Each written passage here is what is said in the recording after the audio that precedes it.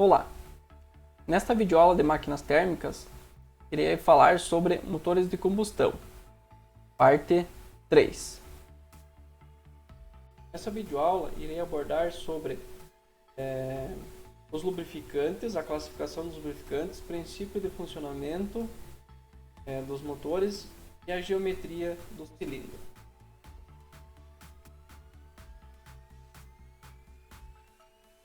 Olha os lubrificantes. Os lubrificantes são derivados do petróleo. Então, basicamente, existem duas classes de óleos lubrificantes, mineral e sintético. O óleo mineral ele é obtido então, diretamente da destilação do petróleo, e esses óleos sintéticos são obtidos pela síntese química de hidrocarbonetos. Os óleos semissintéticos são uma mistura de óleo mineral e sintético, né? Então, há uma combinação desses dois tipos de óleos. O mineral e o sintético eles recebem aditivos químicos então, para que tenham um melhor desempenho na lubrificação, ou seja, para que consiga atingir então, para o que ele é requerido. Para que não haja, então, como a gente viu em uma outra videoaula, não aconteça o superaquecimento dos componentes e acabe danificando então, um desgaste prematuro então, dos componentes e do motor. Classificação dos óleos lubrificantes. Existem dois métodos normatizados para a classificação de óleos para motores. O primeiro leva em conta a viscosidade, né, que vai ser se ele é mais fino ou mais grosso, então falando a grosso modo. Então você pega um fluido, ele é mais denso ou menos denso, né, mais grosso ou mais fino. Então o primeiro leva em conta então, a viscosidade. Esse método então, é estabelecido pela SAE, que é uma norma. É uma sociedade automotiva, né? E o segundo leva em conta então a tecnologia do motor. Esse método é estabelecido pelo API, American Petroleum Institute, o Instituto Americano de Petróleo. Então ambas as instituições são sociedades norte-americanas. Também existem métodos similares europeus. A classificação SAE. A classificação SAE então ela indica o número para cada classe de óleo, 5, 10, 15, 20, 25, 30, 40 e 50, em ordem crescente, com a viscosidade do óleo. Esse número, então, quando seguido pela letra W, ele indica que o óleo ele é próprio para o inverno. Quando a letra W não está presente, ele é indicado para dias quentes, que no caso é o verão. Muitos fabricantes então, oferecem óleos classificados como multigrau ou multiviscosos. Sai 20W40, 20W50, 5W40, é muito usual na nossa região, na região sul, no caso do Brasil, que existem climas variados, né, dias quentes, dias frios.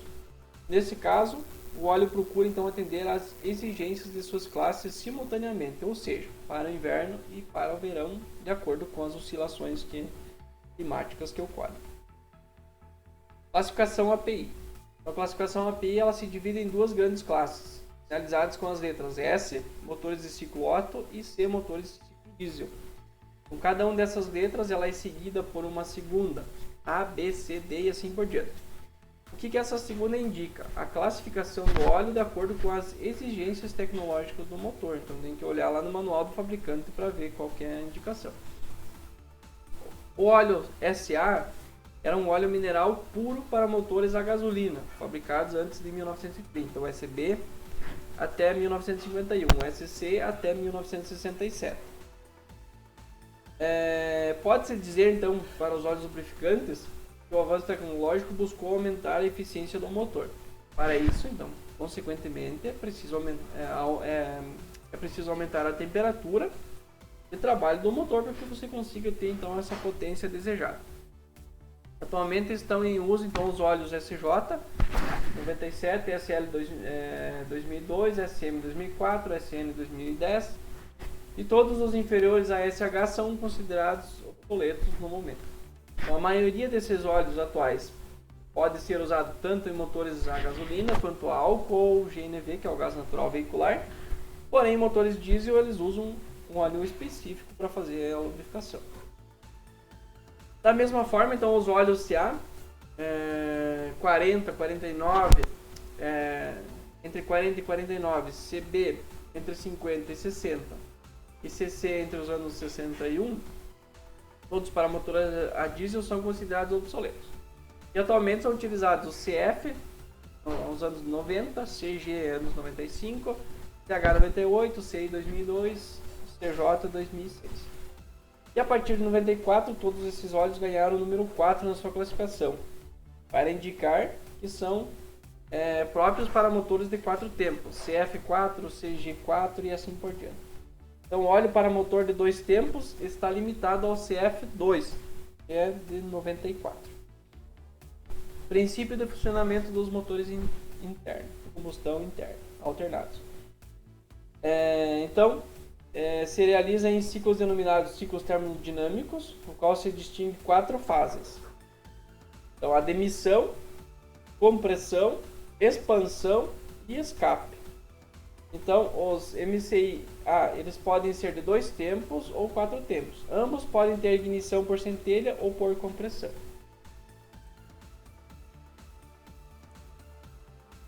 Os motores de combustão interna alternativos de 4 tempos, cada cilindro requer 4 deslocamentos do seu pistão, ou seja, 2 voltas do virabrequim, para completar então um ciclo de potência. Então são necessários 2 voltas do virabrequim para completar um ciclo então de potência. Já para os de 2 tempos, cada cilindro requer 2 deslocamentos, de seu pistão no caso. Uma volta de virabrequim para completar o seu ciclo de potência.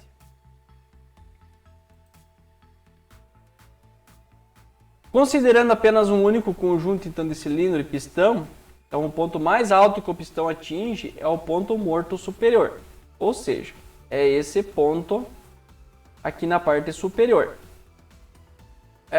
E o ponto mais baixo é o ponto morto inferior, que é esse ponto aqui no desenho. Esse cilindro então, ele possui 2 válvulas na parte superior. A válvula é essa aqui e essa outra, que é a válvula de admissão e a válvula de escape. E que operam de forma independentes. Então aqui também nós temos então a vela de ignição, que está posicionada aqui no centro. Nós temos o volume morto, a parede do cilindro, a biela que vai fazer a movimentação, conforme o pistão sobe e desce, faz o seu deslocamento, a biela vai fazer a movimentação, movimento alternativo. Aqui o movimento rotativo e o mecanismo da árvore da manivela. Então é esse componente aqui. Os tempos. Então, o primeiro tempo de admissão. Então, com o pistão no ponto morto superior, então o mesmo começa a descer estando aberta a válvula de admissão e fecha a válvula de escape. Então, conforme a imagem aqui, então abriu a válvula de admissão, vai entrar o ar e o combustível, fechou a válvula de escape. O êmbolo então vai descer até gerar um vácuo no interior, então no cilindro, aspirando então a mistura do combustível, isso no ciclo Otto, ou somente ar no ciclo diesel, até o ponto morto inferior, quando fecha a válvula de admissão, comprimindo-se meia volta do virabrequim em 180 graus. Então, sentido de deslocamento de cima para baixo. No segundo tempo, é a parte de compressão. Então, estando a válvula de admissão fechada, à medida que o pistão desloca-se para o ponto morto superior, o mesmo comprime então o conteúdo que foi adicionado dentro de ar e combustível, ou no ciclo Otto, ou somente de ar no ciclo diesel, aumentando a temperatura e pressão interna.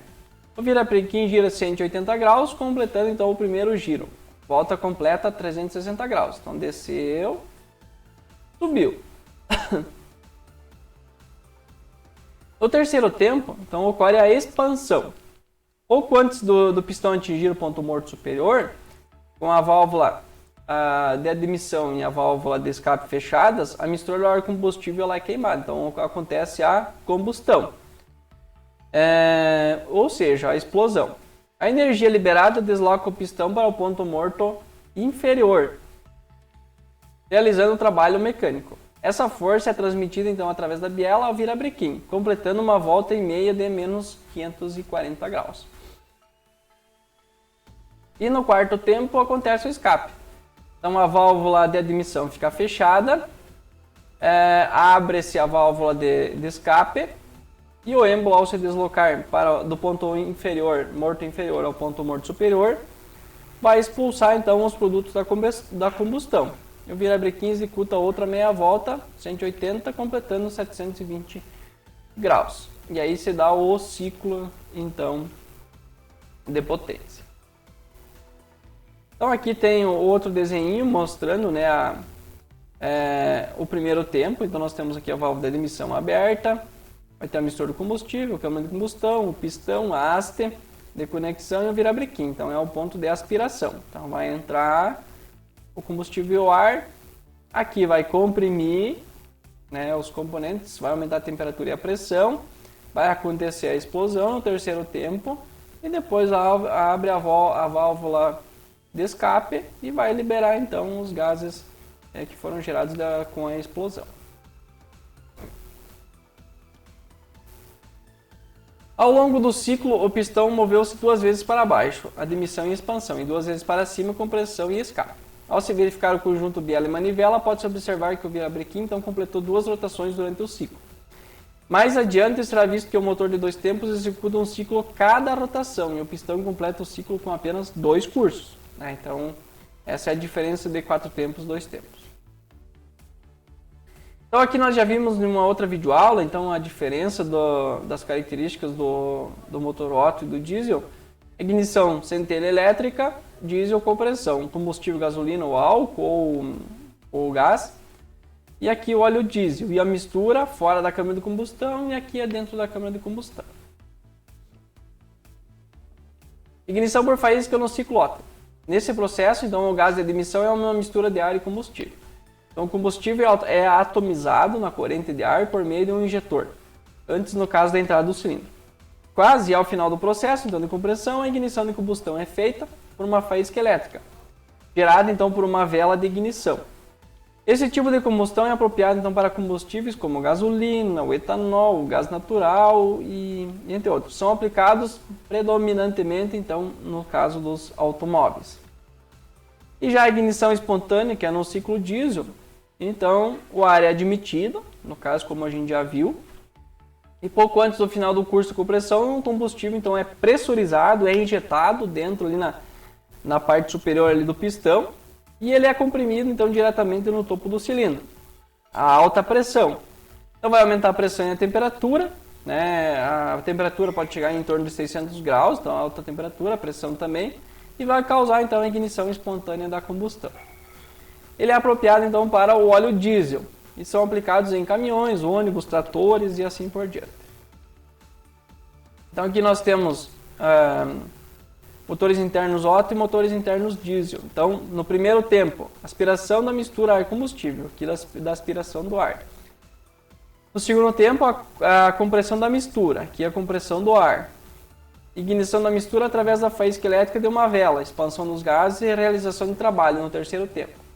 E aqui vai ter injeção de combustível e auto-ignição de mistura. No caso, vai ter expansão dos gases e realização do trabalho no motor. E aqui, por último, no quarto tempo, a descarga dos gases produto da combustão.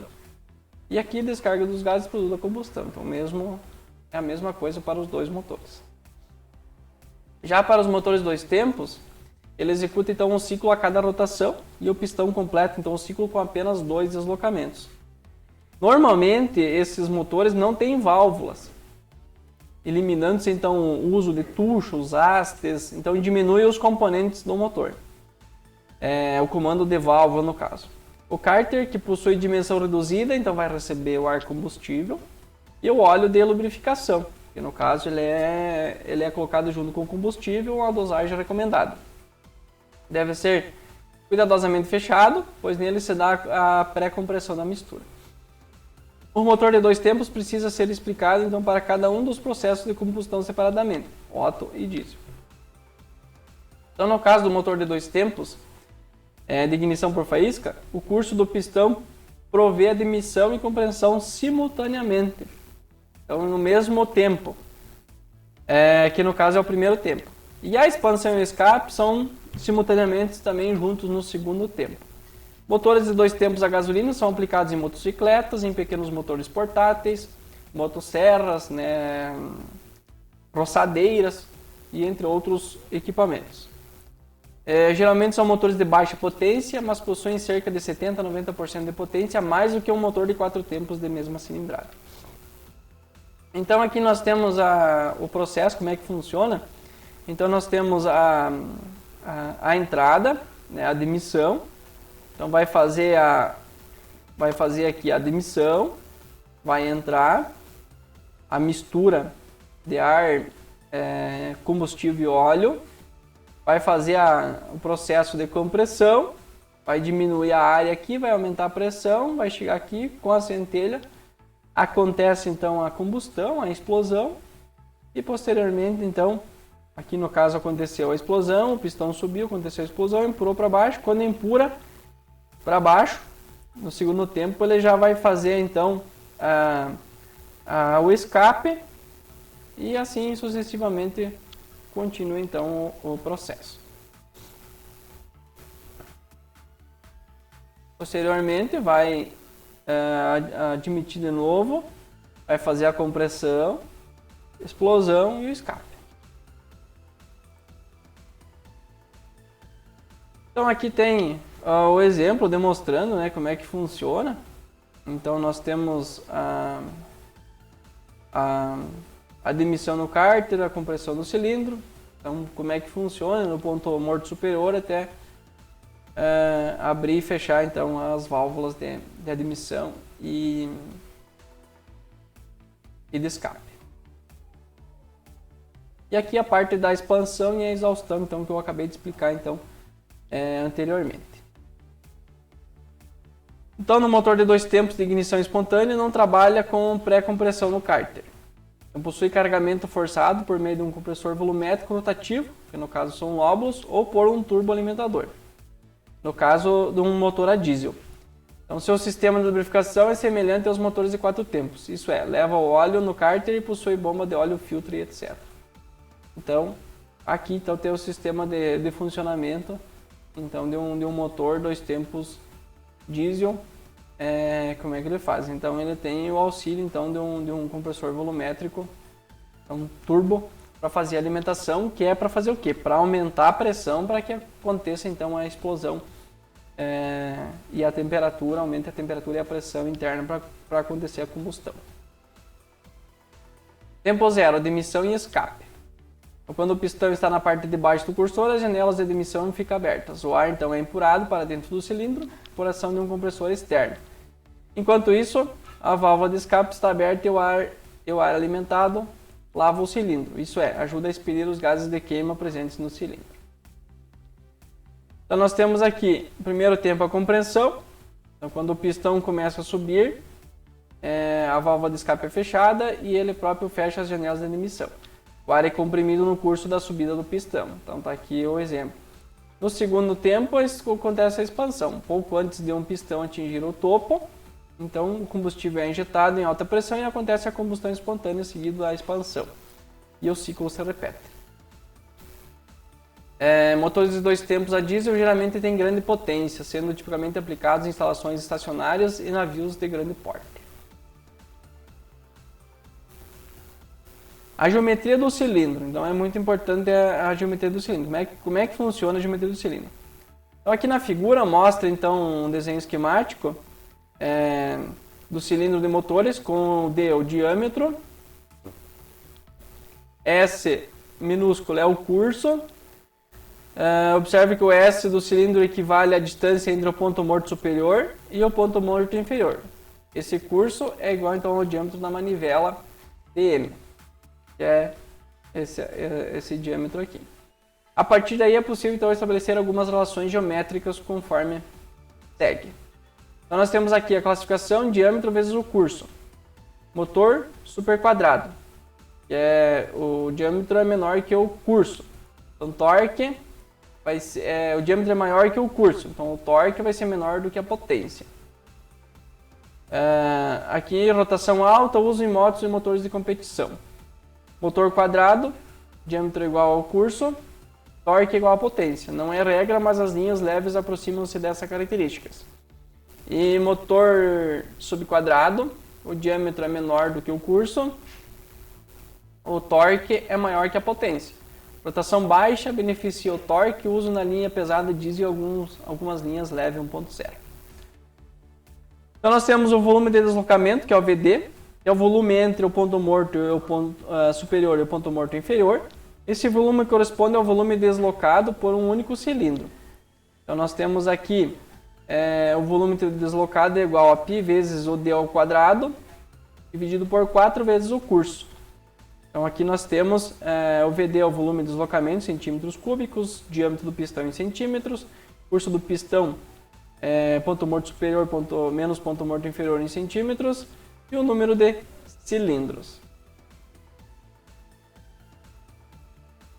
Volume de deslocamento no motor. É o volume entre o ponto morto superior e o ponto morto inferior. Ele é multiplicado pelo número de cilindros. Na prática, é costume usar a unidade em centímetros cúbicos para indicar um deslocamento. O volume é deslocado. E 1 centímetro cúbico é igual então a uma cilindrada. Então aqui nós temos também as variáveis e as unidades. O volume morto é o volume acima do ponto morto superior. Esse volume ele é necessário então para que aconteça então a abertura das válvulas, né, a fixação da vela, ignição por faísca e dos bicos injetores de ignição espontânea. Então tem que ter, senão vai acabar batendo nesses componentes. Então é esse espaço aqui nessa parte superior aqui que é o volume morto. Volume total do cilindro é a soma dos volumes deslocado e morto. Então no VD mais o VC. E a taxa de compressão é o RV, é a relação entre o volume total do cilindro e o volume morto. Então, através dela, pode-se calcular então, o volume morto, que é o VC. Então, nós temos aqui o VD mais VC dividido por VC, que vai dar a taxa de compressão, ou VC é igual a VD dividido por LC menos 1. Como exemplo, então, nós temos aqui, tomando como exemplo o motor de um ômega GLS CGM, de seu catálogo, então tem que ser os seguintes dados. Número de cilindros igual a 4 cilindros, diâmetro do cilindro 86 mm, curso do pistão 86 mm, a taxa de compressão igual a 9,2 para 1. Diga como esse motor se classifica quanto ao diâmetro vezes o curso do pistão, D vezes S. E calcule a cilindrada do motor e o volume morto do cilindro. Então, motor super quadrado D é maior que S. Motor quadrado D é igual a S e motor subquadrado D é menor do que S. E aqui nós temos as fórmulas então para calcular. Então nós temos aqui classificação no diâmetro vezes o curso do pistão. Então nós temos aqui D igual a 8,6 cm e S igual a 8,6 cm. Então motor quadrado ia ter aproximadamente P. Cálculo da cilindrada do motor. Então o VDM, usando a fórmula π vezes diâmetro ao quadrado dividido por 4 vezes o S, vezes o N, e também pode, então vai dar aqui, ó, π vezes 8,6 ao quadrado, né, que é o diâmetro do pistão, dividido por 4 vezes 8,6, que é o curso. Então vai dar 1998,2 centímetros cúbicos, aproximadamente 2 litros. Então 2,0. Cálculo do volume morto de um cilindro. Então, VC é igual a VD, que é igual a RC menos 1.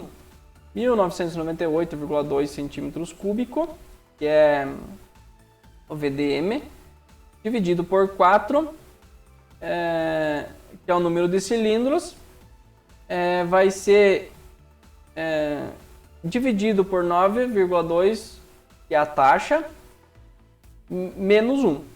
Então, nós vamos ter aqui 4.999,55 dividido por 8,2. 60,92 centímetros cúbicos é o volume morto.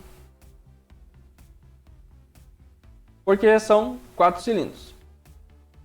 Aqui é para saber, no caso, de cada cilindro.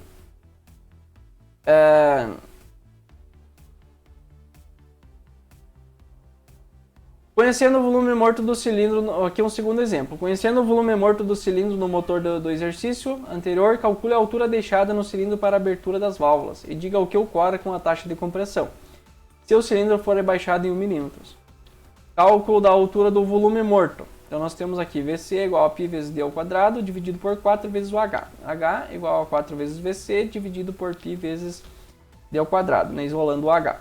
Você vai ter aqui 4 vezes VC dividido por π vezes d ao quadrado, que vai ser igual a 4 vezes 60,92, que é o volume que foi calculado anteriormente, dividido por π vezes 8,6 ao quadrado.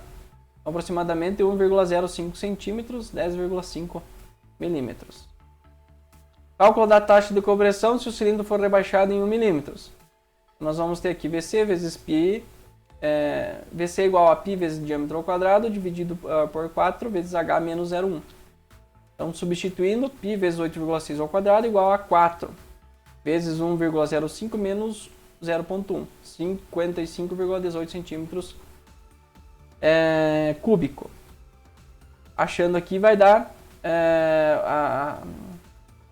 a taxa 10,05. Então, com o rebaixamento do cilindro em 1 milímetro, a taxa de compressão aumentará de 9,2 para 1 para aproximadamente 10 para 1. Com isso, pode-se concluir que a taxa de compressão também é uma propriedade geométrica, inerente ao motor, bloco, cabeçote, pistão e não só ao combustível utilizado. A geometria do cilindro. Então, o limite superior da taxa de compressão ele é determinado então, essencialmente pela qualidade antidetonante do combustível, utilizando a octanagem dos motores de ignição por centelha e pelo peso do motor que aumenta então, com a taxa de compressão. Nos de ignição por compressão. A relação à taxa de compressão dos motores de combustão interna, alternativos, e de ignição por centelha varia de 6 para 1, 14 para 1, 6 para 1 a 9 para 1 para a gasolina, e 9 para 1 a 14 por 1 para o álcool, e nos motores diesel de ignição por compressão, 14 para 1 a 24 para 1. A taxa de compressão é elevada. Então é a otimização e funcionamento a álcool, porém existe a tendência de detonação com funcionamento a gasolina. Vou ter que levar isso em consideração. Para evitá-la, então é necessário trabalhar com a ignição da mistura, muito atrasada, elevando então as temperaturas de escape, e desta forma torna-se necessário então enriquecer muito a mistura em regimes, que é de carga para resfriar a câmara. E isso vai fazer com que, aumentando então assim o consumo específico e diminuindo o rendimento termodinâmico. Vai trazer como consequência uma diminuição no rendimento termodinâmico ali do motor. A taxa de compressão intermediária. Então ela vai trazer um melhor compromisso para todas as misturas de combustíveis, não alcançando o mesmo nível de rendimento, então dessas taxas de compressão, dedicadas então aos extremos de mistura. A taxa de compressão baixa, então ela otimiza então o funcionamento da gasolina, penalizando excessivamente o seu rendimento com maiores porcentagens de álcool ou álcool puro. Parte desta perda ela pode ser recuperada então através de um aumento do avanço da ignição. Bom, esta videoaula era isso, espero que vocês tenham entendido e até a próxima.